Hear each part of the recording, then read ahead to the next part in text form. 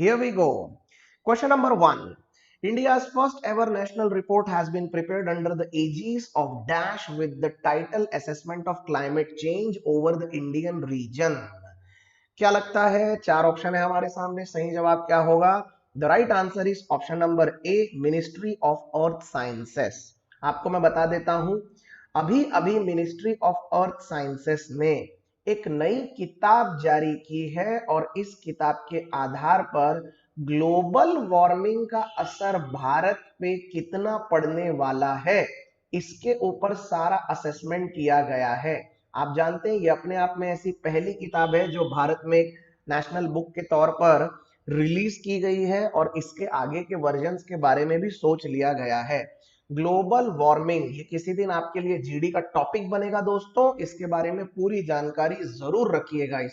इसे मराठी और हिंदी में हम वैश्विक उष्णता ऐसा कहते हैं। हाँ, अब जरा मुझे इतना बता दीजिए, मिनिस्ट्री ऑफ अर्थ साइंस के मिनिस्टर कौन है? Who is the minister of earth science, environment, climate और पर्यावरण वाले मंत्री जी कौन है? It is Harshvardhan. हर्षवर्धन फिलहाल कोरोना वायरस के केसेस में बड़े बिजी चल रहे हैं ये हर्षवर्धन। Alright, yes. अब मुझे जरा बाकी के ऑप्शंस के भी मिनिस्टर बता देंगे। Ministry of defence Rajnath Singh, ministry of communications, communication मंत्रालय कौन संभालता है दोस्तों? मिस्टर रविशंकर प्रसाद। राइट, ये नाम भी आप याद रखिएगा, रविशंकर प्रसाद। मैं यहाँ शॉर्ट फॉर्म लिख रहा हूं। और होम अफेयर्स, होम अफेयर्स किसे नहीं पता भैया, ये है अमित शाह। ऑलराइट, चलिए दोस्तों आगे बढ़ते हैं अगले क्वेश्चन की तरफ। Name the place where United Kingdom oil major British Petroleum is going to set up global business service centre to support its global businesses. दुनिया की जानी मानी पेट्रोल कंपनी, नाम है बीपी, ब्रिटिश पेट्रोलियम, वो अपना एक ग्लोबल बिजनेस सर्विस सेंटर लगाने वाली है। तो ये कहां लगने वाला है? ये लगने वाला है भारत के एक बड़े शहर पुणे में। ऑलराइट, तो राइट आंसर इज पुणे। क्या आप में से कोई मुझे ये बता सकता है दुनिया की सबसे बड़ी ऑयल कंपनियां कौन सी है? Top oil companies in the world, दुनिया की जानी मानी ऑयल कंपनीज कौन कौन सी है? मैं आपको बता देता हूं, नंबर 1 पे है एक्सो मोबिल। ये कुछ नामी गिरामी कंपनियां हैं, इनके नाम आप जरूर याद रखिएगा। दूसरी बीपी, ये बीपी का मतलब भारत पेट्रोलियम नहीं दोस्तों, ये बीपी है ब्रिटिश पेट्रोलियम। राइट। तीसरी है शेवरॉन, शेवरॉन SCHEVRON, शेवरॉन। इसके अलावा एक और कंपनी है Royal Dutch Shell, Royal Dutch Shell. Right, ये कुछ दुनिया की जानी मानी ऑयल कंपनीज हैं जिनके बारे में आपको पता होना चाहिए। ऑलराइट, आगे बढ़े। Name the Malayalam film director, script writer and producer who passed away recently. अभी अभी एक मलयालम फिल्म डायरेक्टर है, स्क्रिप्ट राइटर, प्रोड्यूसर, जिनकी 48 साल की उम्र में हृदयाघात से मृत्यु हो गई, उनका नाम क्या है? सही जवाब है option number B, KR Sachchidanand. The right answer is KR Sachchidanand. इनकी एक हिप रिप्लेसमेंट सर्जरी भी हो चुकी थी और उसके बाद एक कार्डियक अरेस्ट आया और उनकी पिछले दिनों में मौत हुई है। क्वेश्चन नंबर 4 पे चलते हैं। On which day the United Nations observes International Day for the Elimination of Sexual Violence in Conflict?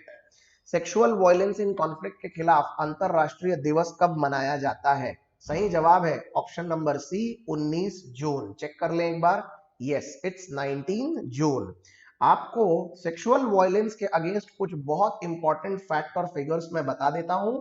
कभी किसी इंटरव्यू या जीडी में अगर आपको मौका मिले तो ये आप बातें जरूर सामने रखिएगा। नेशनल क्राइम ब्यूरो रिकॉर्ड्स के मुताबिक भारत में इस वक्त अगर देखा जाए तो rape is the 4th most common crime against women. महिलाओं के खिलाफ होने वाले अलग अलग क्राइम केसेस में रेप चौथा सबसे बड़ा क्राइम केस है। बहुत शर्म की बात है और भारत में इसकी संख्या दिन ब दिन बढ़ती जा रही है। आप जानते हैं 2018 में भारत में कुल मिलाकर 33,356 रेप केसेस फाइल किए गए हैं। ये वो केसेस हैं जो पुलिस के सामने आए और न जाने ऐसे कितने ही केसेस हो सकते हैं जो अभी तक सामने ही नहीं आ पाए हैं। 2018 का आंकड़ा है ये। अगर इसमें एक और चीज को मैं बताऊं तो लिटरली आपकी आंखें चौंक जाएंगी। इस 33,356 केसेस में से आप जानते हैं दोस्तों 31,000 केसेस ऐसे थे, 31,000 केसेस ऐसे थे जहां पर पीड़ित महिला के परिचित लोगों ने उसके साथ इस तरह की कोई हरकत की है। इसका मतलब ये हुआ कि जिनके साथ ये घटना हुई है, जिस महिला के साथ ये घटना हुई है, उसके साथ ऐसा करने वाले कोई ना कोई परिचित व्यक्ति ही थे। ऐसे मामले बहुत ज्यादा सामने आए हैं, इसीलिए इस मामले में वॉयलेंस को जितना हो सके उतना कम करना है, जितना जागरूक होना है उतना ही अच्छा होगा, उतना जरूरी है। और इसीलिए such type of days has to be created for such type of days has to be made for creating great awareness. All right, चलिए चलते हैं आगे क्वेश्चन नंबर 5 पे। Prime minister Narendra Modi launch a massive rural public work scheme गरीब कल्याण रोजगार अभियान in how many state. गरीब कल्याण रोजगार अभियान प्राइम मिनिस्टर ने अभी अभी कितने अलग अलग राज्यों में लागू किया है? इसका सही जवाब है ऑप्शन नंबर डी, 6 राज्यों में। The right answer is option number D. एक बार चेक कर ले, यस इट्स 6। ओके, हाँ यहां पर एक बार फिर से मैं अपने सारे स्टूडेंट्स को ये बता देता हूं, आपको पता होगा कि अभी अभी मजदूरों ने जबरदस्त पलायन किया है और बहुत सारे मजदूर अपने घर लौट गए हैं। जितनी बड़ी बड़ी फैक्ट्रियां कंपनियां जो बड़े बड़े शहरों में चल रही थी, वहां से सारे मजदूर कोरोना वायरस के डर से अपने घर चले गए हैं। अब क्योंकि जो घर गए हैं वो एकदम अगले हफ्ते तो वापस आने वाले हैं नहीं, ऐसे में रोजगार की समस्या बहुत बढ़ जाएगी और जो मजदूर अपने घर लौट गए हैं उनके पास घर लौटने के बावजूद भी कोई काम नहीं है। इसीलिए सरकार ये गरीब कल्याण रोजगार अभियान चला रही है और इस कल्याण रोजगार अभियान में एम नरेगा नाम की एक स्कीम बहुत ज्यादा हेल्पफुल साबित हो रही है। इस स्कीम के तहत जितने गरीब लोग हैं जिनको रोजगार की जरूरत है, उन्हें अपने अपने गांव में ही रोजगार की योजनाओं के तहत जोड़ने की कोशिश की जा रही है। ये बात याद रखना, इसके ऊपर कोई ना कोई आरसी का पैसेज आपको जरूर मिलेगा किसी एग्जाम में। आई होप आपको ये बातें समझ में आ रही है। आगे बढ़ते हैं। Which country will be the United Nations Security Council President for August 2021? सवाल थोड़ा अजीब लग रहा है ना कि यूनाइटेड नेशन सिक्योरिटी काउंसिल में अगस्त 2021 में कौन सी कंट्री प्रेसिडेंट बनने वाली है? अरे भैया हमने तो सुना था कि आदमी प्रेसिडेंट बनते हैं, यहाँ तो कंट्री प्रेसिडेंट बन रही है। बिल्कुल ठीक सुना आपने। ऐसा है दोस्तों कि यूनाइटेड नेशन सिक्योरिटी काउंसिल में 15 मेंबर होते हैं, 5 परमानेंट और 10 नॉन परमानेंट, और ये 15 मेंबर बारी बारी से प्रेसिडेंट बनते हैं। तो अगस्त 2021 आते आते प्रेसिडेंट कौन बनेगा? सही जवाब है Bharat. The right answer is option number A, India. तो ये अगस्त में, तो एक कंट्री कितने दिन तक प्रेसिडेंट बन सकती है? It is only 1 month. तो ये कोई बड़ी बात नहीं है, ये रूटीन काम है, ये जितने कंट्रीज मेंबर रहते हैं वो रोटेशन में बनते रहते हैं। दोस्तों मैंने यूनाइटेड नेशन सिक्योरिटी काउंसिल के ऊपर ऑलरेडी अपना एक लेक्चर बनाया है जो कि यूट्यूब पर अवेलेबल है। आज के वीडियो के साथ मैं नीचे डिस्क्रिप्शन में यूनाइटेड नेशन सिक्योरिटी काउंसिल वाले वीडियो की लिंक दे दूंगा, जरूर देखिएगा। बहुत सी इंपॉर्टेंट इंफॉर्मेशन आपके एग्जाम रिलेटेड पर्सपेक्टिव में कवर की गई है। आगे बढ़ते हैं। Recently, Ministry of Housing and Urban Affairs has signed MOU with which organization for special microcredit facility for street vendors? Corona virus के वजह से जिन जिन लोगों की नौकरियां चली गई, और जो नौकरियां चली गई का मतलब जो लोग सड़कों पर किसी न किसी तरह की चीजें बेचकर अपना गुजर बसर किया करते थे, ऐसे लोगों के लिए माइक्रो क्रेडिट की फैसिलिटी शुरू की गई है। माइक्रो क्रेडिट का मतलब होता है एक बहुत ही कम अमाउंट का लोन। तो उस लोन के आधार पर उनके बिजनेसेस को फिर से पुनर्जीवित करने का काम किया जा रहा है। तो ये किसने किया है? यहां सही जवाब है option number A, SIDBI. The right answer is option number ए। सिडबी का फुल फॉर्म बता दीजिए जरा मुझे। Small industries and development bank of India. Small industries and development bank of India. SIDBI का माफ करना, हेडक्वार्टर कहां है दोस्तों? सिडबी का हेडक्वार्टर है लखनऊ में। और सिडबी के चेयरमैन और मैनेजिंग डायरेक्टर कौन है? इनके चेयरमैन और मैनेजिंग डायरेक्टर का नाम है मोहम्मद मुस्तफा। मोहम्मद मुस्तफा, ये नाम याद रखिएगा, राइट। आगे बढ़ने से पहले एक और मंत्री जी का नाम जरा मुझे बता देना। ये जो ऊपर आपको दिख रहा है ministry of housing and urban affairs, ये ministry of housing and urban affairs के मंत्री कौन है? Who is the minister of MOHUA? सही जवाब है NS तोमर। पूरा नाम है इनका नरेंद्र सिंह तोमर, राइट। एग्जाम में इस तरह के नाम और हेडक्वार्टर 1 मार्क का जीके क्वेश्चन बन के आपके सामने आएंगे ही आएंगे, इसलिए ये सब याद रखना। ऑलराइट, हाँ चलिए दोस्तों आगे बढ़े। एज पर BP statistic review, which country is the second biggest driver of global energy consumption in 2019? Global energy consumption में अभी फिलहाल दुनिया में दूसरे स्थान पर कौन सा देश आ चुका है? Not a big surprise, but of course it's a new, so it's India. The right answer is option number D, India. हमारी जनसंख्या अब 138 करोड़ के आसपास हो चुकी है। यदि चीन को छोड़ दिया जाए जो कि 145 करोड़ पे है, तो भारत दुनिया का दूसरा सबसे बड़ा देश है। चीन दिन ब दिन अपनी आबादी कम करता जा रहा है और हम हैं कि अपनी आबादी पे कोई लगाम ठीक से नहीं लगा पा रहे हैं। हालांकि लगाम भारत में भी लगा है, लेकिन इतना अच्छे से नहीं लग पाया। तो बहुत जल्द भारत दुनिया का सबसे बड़ा देश बन जाएगा। जितना बड़ा देश उतनी ज्यादा मांग, उतनी ज्यादा एनर्जी कंजम्पशन। तो no doubt global energy consumption में भारत नंबर 2 पर है और बहुत जल्दी नंबर 1 पर आने वाला है। आगे बढ़ते हैं। Recently, BPR Vittal passed away. He was related to which field? BPR Vittal committee, ये एक कमेटी बनाई गई थी किसी जमाने में। तो ये BPR विट्ठल साहब जो हैं अभी अभी वृद्धावस्था में इनका देहांत हुआ है। तो ये कौन थे?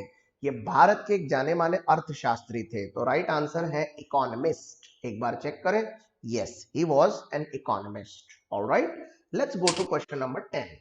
The 19th Great June Uprising Day was observed in which state? सबसे पहले मैं अपने सारे स्टूडेंट्स को ये बता दूं कि अपराइजिंग का मतलब क्या होता है। उसके बिना सिर्फ रट्टा मार मार के आप क्वेश्चन के आंसर पता ना करें, बहुत बुरा हाल हो सकता है। अपराइजिंग का मतलब होता है क्रांति। जब आप किसी जुर्म के खिलाफ आवाज उठाते हैं तो उसे कहा जाता है अपराइजिंग। जैसे 1857 की क्रांति को भी अपराइजिंग कहा गया था। तो ये जो अपराइजिंग है ये कहां हुई थी? सही जवाब है ऑप्शन नंबर ए, मणिपुर। तो भैया मणिपुर में ऐसा क्या हो गया था? हुआ ये था कि सरकार की एक पॉलिसी के खिलाफ 2001 में कुछ लोगों ने सीधे सीधे सीज फायर का उल्लंघन करते हुए सरकार का विरोध किया था। 18 लोग पुलिस फायरिंग में मारे गए थे और उन लोगों की इस वीर गति, इस शहादत के ऊपर ये ग्रेट अपराइजिंग डे मनाया जाता है मणिपुर में। ऑलराइट, याद रहेगा आपको। मणिपुर के बारे में 2 जानकारियां हम जरूर अभी डिस्कस कर लेते हैं। मणिपुर के सीएम साहब कौन है भैया? एन बीरेन सिंह। एन बीरेन सिंह। सारे नए स्टूडेंट्स को मैं बता दूं, सीएम और गवर्नर याद कर लेना, 1 मार्क के क्वेश्चन आते हैं। और गवर्नर कौन है वहां के? गवर्नर है नजमा हेपतुल्ला। नजमा हेपतुल्ला, राइट। नहीं पता है तो लिखते चले और सारी चीजें नोटबुक में नोट डाउन करते चले। आगे बढ़ते हैं दोस्तों। Question number 11, what is the theme of this year's world refugee day? इस साल के वर्ल्ड रिफ्यूजी डे का थीम क्या है? सही जवाब है option number A, every action counts. Alright, let us check. Yes, the right answer is option number A. वैसे वर्ल्ड रिफ्यूजी डे कब मनाया जाता है पहले ये बता दीजिए मुझे, नहीं तो अगला सवाल इसी चीज के ऊपर बनेगा। ये मनाया जाता है 20 जून को। इस बार सैटरडे 20 जून को ये सेलिब्रेट किया गया था। Okay, world refugee day, refugee का मतलब होता है जो लोग किसी न किसी वॉर या किसी न किसी सिविल वॉर या सिविल डिस्टरबेंस के वजह से जिनको अपना घर छोड़ना पड़ जाता है, ऐसे लोगों को रिफ्यूजी कहा जाता है। जैसे आपको पता है 1971 में जब बांग्लादेश में बहुत हिंसा हो गई थी पाकिस्तान की तरफ से, तो बहुत सारे रिफ्यूजी भारत आ गए थे। वैसे ही वर्ल्ड वॉर के समय काफी रिफ्यूजीज बने थे, और ठीक वैसे ही आईएसआईएस के आतंक से बहुत से लोगों को अपना घर छोड़कर जाना पड़ा, और इसीलिए ये रिफ्यूजी डे इसलिए मनाया जाता है ताकि इसके बारे में एक अवेयरनेस लोगों को आ सके। ऑलराइट, इस सवाल पे आगे बढ़ने से पहले मैं आपको एक होमवर्क देना चाहता हूं, कमेंट थ्रेड में आप इसका आंसर मुझे दीजिए। जरा मुझे बताइएगा यूएनएचसीआर, माफ करना, यूएनएचसीआर ये इसका फुल फॉर्म क्या है, और एक लाइन में जरा मुझे इसकी डेफिनेशन बताइएगा। What is the full form of UNHCR? Alright, आगे बढ़ते हैं। Which among the following is the first ever Indian company to cross the market capitalization mark of $150 billion?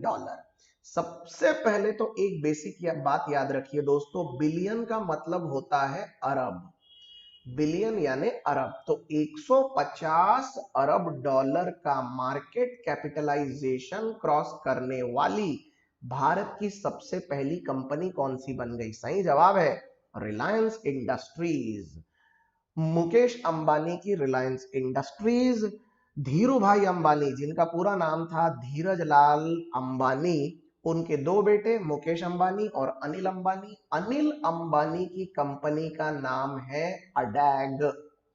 जिसे नहीं पता वो प्लीज याद रखना, अनिल की कंपनी का नाम है अडैग। अडैग का मतलब होता है अनिल धीरू भाई अंबानी ग्रुप, जबकि मुकेश की कंपनी का नाम है RIL, Reliance industries limited. Right, तो मैं बात कर रहा हूं मुकेश की कंपनी, नॉट अनिल की कंपनी। राइट, ये 150 बिलियन डॉलर के मार्केट कैपिटलाइजेशन तक पहुंच चुकी है। और मार्केट कैपिटलाइजेशन का मतलब क्या होता है?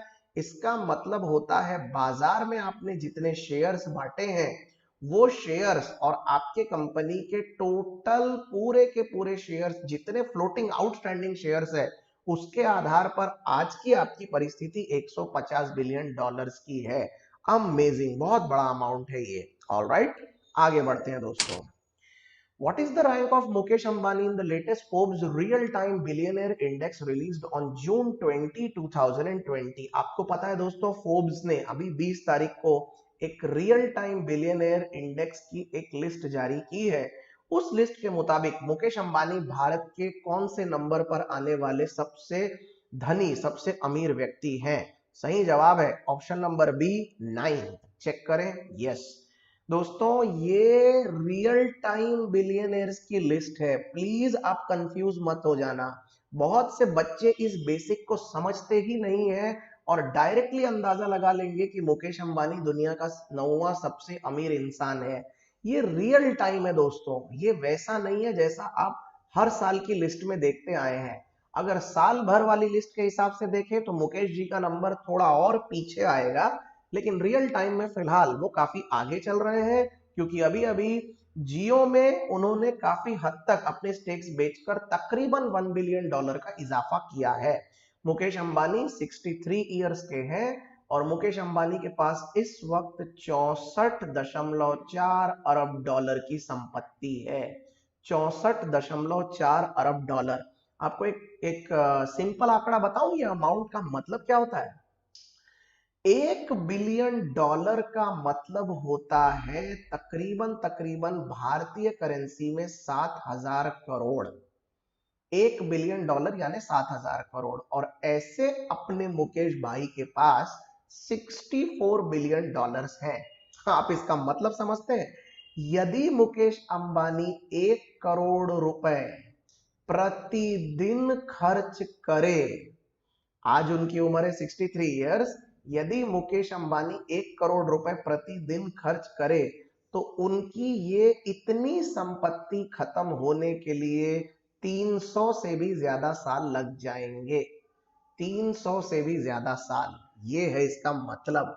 आप सोचिए कितनी बड़ी अमाउंट होगी ये। Alright, so there are people who are bigger than nations at times. चलिए आगे बढ़े। Question number 14. How many Khelo India centers have been proposed by the Ministry of Sports to be set up in the country at district level? Ministry of Sports द्वारा अभी अभी district level पर कितने खेलो India centres propose किए गए हैं, उसका ऐलान किया गया है। सही जवाब है 1000। देखें एक बार, यस, स्पोर्ट्स के मामले में इंडिया अब काफी आगे आने की कोशिश कर रहा है, तो 1000 अलग अलग सेंटर्स अब इसमें बनाए जाएंगे। आगे बढ़ते हैं।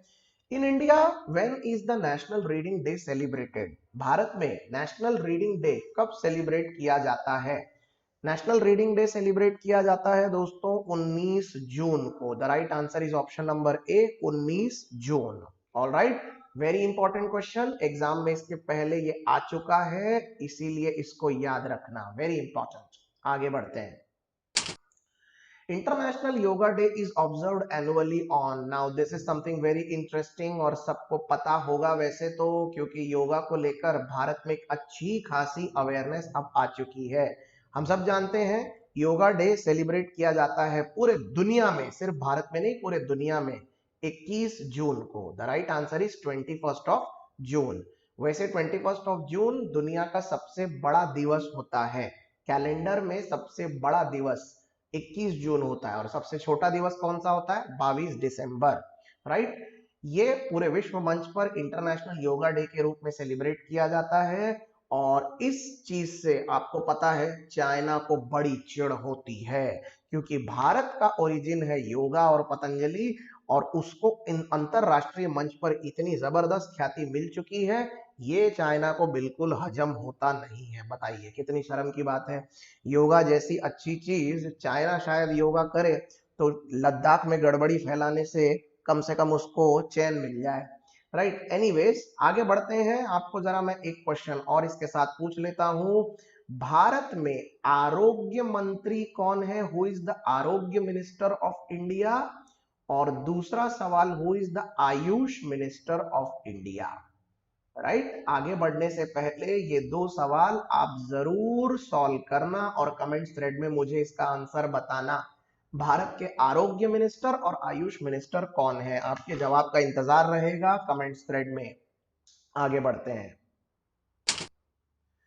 What is the theme for World Music Day 2020? Music Day 2020 का थीम क्या है? उसका थीम है option number A, music at the intersections. Right, ये भी याद रखना।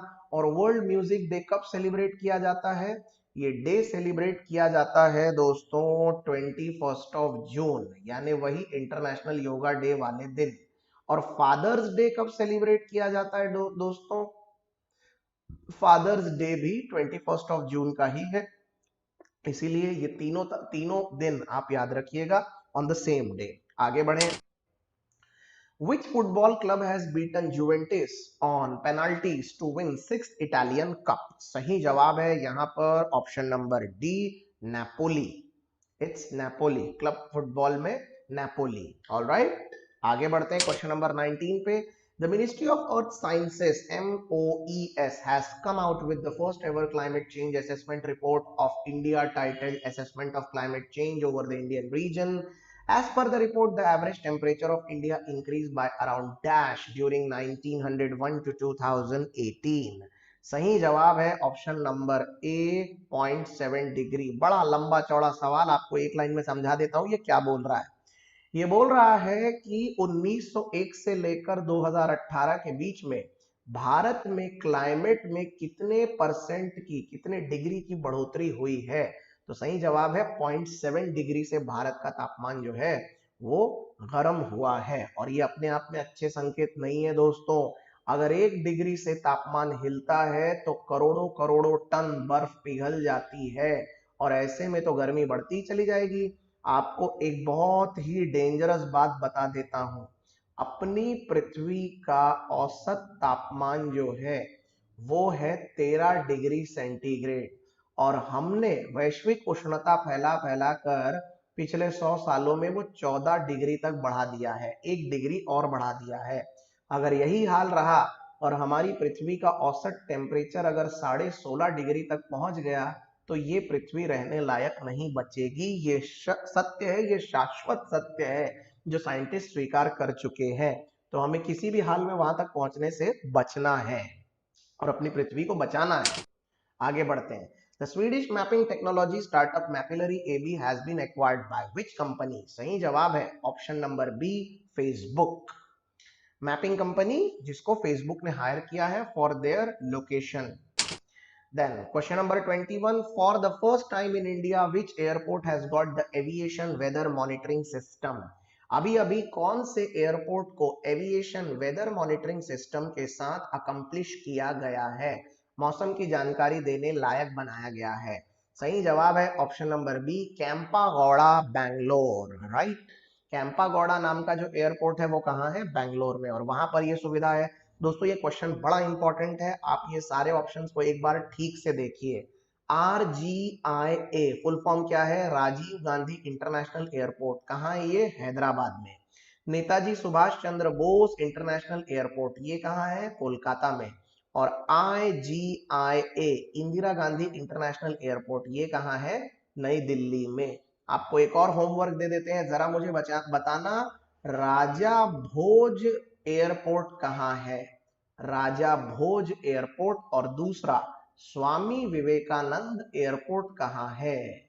मुझे शहरों के नाम बताइएगा कि राजा भोज और स्वामी विवेकानंद ये दो एयरपोर्ट भारत में कहाँ है। कमेंट्स रेड में आपके जवाब का इंतजार रहेगा, जरूर अटेम्प्ट करिएगा। Question number 22, which state government has launched a welfare scheme named Kapu Nestham scheme for the welfare of women from Kapu community?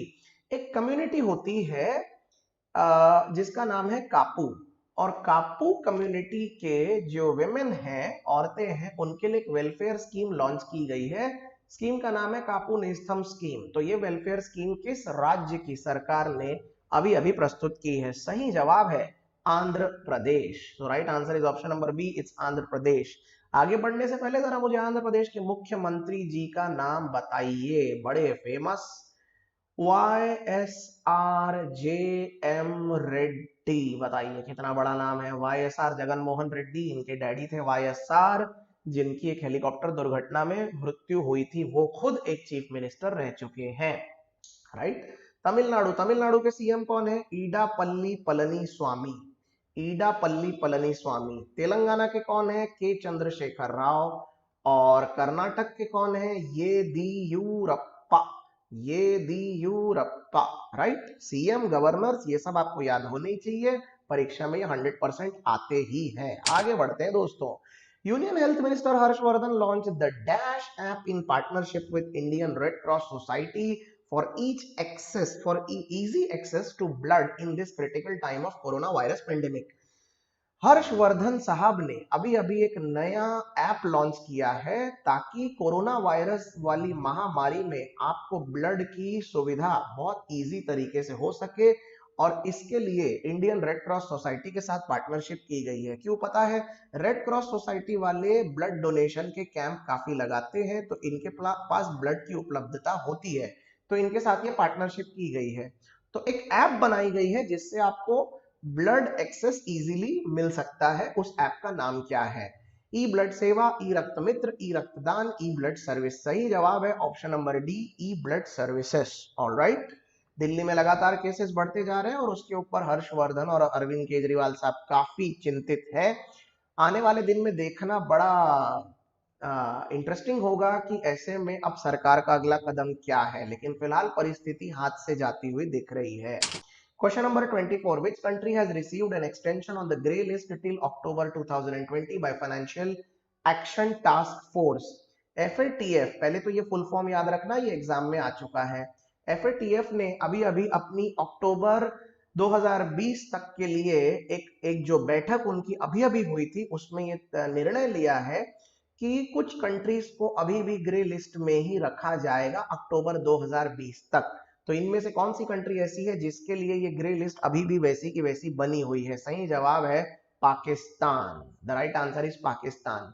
अब ये ग्रे लिस्ट का मतलब मैं आपको समझा देता हूं एक लाइन में। अगर आपको ये FATF और ग्रे लिस्ट बिल्कुल नहीं समझ में आई तो एक लाइन में आप समझ लीजिए इसका मतलब क्या होता है। यदि कोई ऐसा देश है जो अपने देश का पैसा टेररिज्म जैसे कामों में यूज करता है, यानी टेररिज्म को फंडिंग देने में अगर वो अपने फंड्स यूज करता है, तो ऐसे देश के ऊपर FATF द्वारा ग्रे लिस्ट लगा दी जाती है और उस देश को फिर बाकी कंट्रीज के साथ डिस्कनेक्ट कर दिया जाता है। ये अपने आप में बहुत बहुत गंभीर आरोप होते हैं। इसीलिए FATF की ग्रे लिस्ट या ब्लैक लिस्ट में जाना कहीं से भी अच्छी बात नहीं है।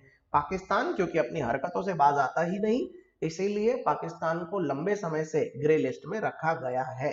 ऑलराइट, आज का आखिरी सवाल दोस्तों, who among the following are invited as the ambassador of a slimmed down Toronto International Film Festival TIFF 2020? Toronto International Film Festival में भारत के तरफ से किसे अभी अभी इनवाइट किया गया है एज एन एम्बेसडर? 2 लोगों को इनवाइट किया गया है। 4 ऑप्शन है हमारे साथ, प्रियंका चोपड़ा, दीपिका पादुकोण, अनुराग कश्यप या प्रियंका चोपड़ा, दीपा मेहता, पंकज त्रिपाठी, अनिल कपूर एंड अमिताभ बच्चन। सही जवाब है option number B, Anurag Kashyap and Priyanka Chopra. Bollywood के शानदार डायरेक्टर अनुराग कश्यप, जिनके भाई साहब ने अभी अभी नेपोटिज्म के बारे में बहुत कुछ बोला और सलमान खान पर जबरदस्त आरोप लगाए थे सुशांत सिंह राजपूत की डेथ के बाद, एंड प्रियंका चोपड़ा, इन दोनों को एम्बेसडर नियुक्त किया गया है और इनको इनवाइट किया गया है TIFF के लिए। जवाब चेक कर ले, yes, it's Anurag Kashyap and Priyanka Chopra.